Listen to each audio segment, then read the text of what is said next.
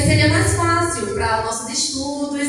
E nós fomos embora, e lá eu ajudava nas atividades domésticas e ajudava também meus pais na chapelaria, nós fazíamos chapéus.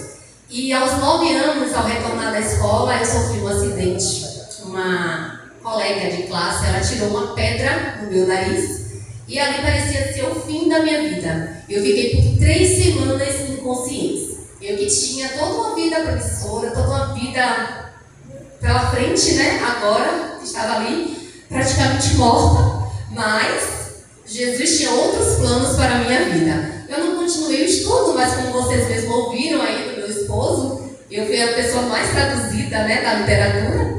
E falando um pouco agora de como eu conheci Jesus, que é a minha maior paixão, aos 12 anos eu fui para uma campal com meus pais e lá nós ouvimos um pastor presbiteriano pregando e eu fiquei encantada, eu fiquei apaixonada. E ao retornar para casa eu não conseguia mais ficar quieta, eu queria ser batizada naquele dia. E nesse dia eu fui batizada nas ondas revoltas do Oceano Atlântico. Eu fui batizada em 1840 e fui reconhecida como membro da Igreja Presbiteriana. Que fantástico, né, Ellen? Que história realmente de superação. Então vamos falar um pouquinho agora sobre o adventismo. Tiago, você que gosta tanto de falar sobre Ellen, nos fale um pouquinho sobre se tinha mais alguém da família dela que era adventista, se era só ela. Nos conte um pouquinho sobre isso.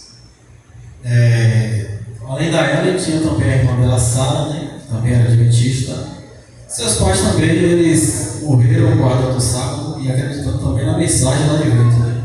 Além disso, a irmã Mari também, que não tem relatos, mas ela afirma que guardava o sábado e que também era adventista. Nossa, muito bacana, Tiago.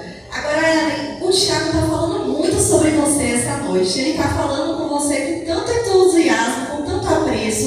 Nos fale um pouquinho então sobre ele, como vocês se conheceram. Nos conte essa história. Claro, mas antes eu só gostaria de corrigir. Eu fiquei tão emocionada com isso em 1940 que eu falei igreja presbiteriana, mas na verdade é metodista, tá?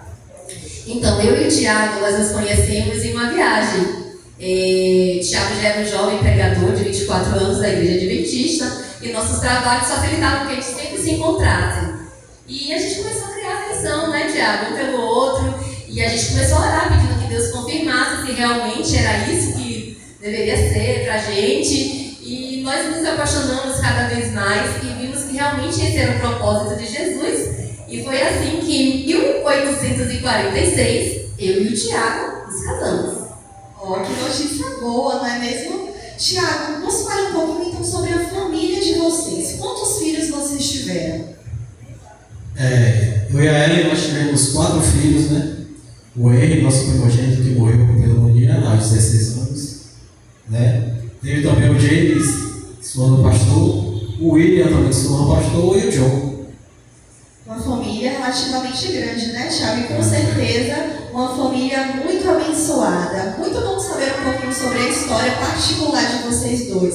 Mas agora, Ellen, eu gostaria de te fazer uma última pergunta para a gente encerrar esse bloco. Que conselho você daria para os membros da sua igreja se você estivesse lá hoje?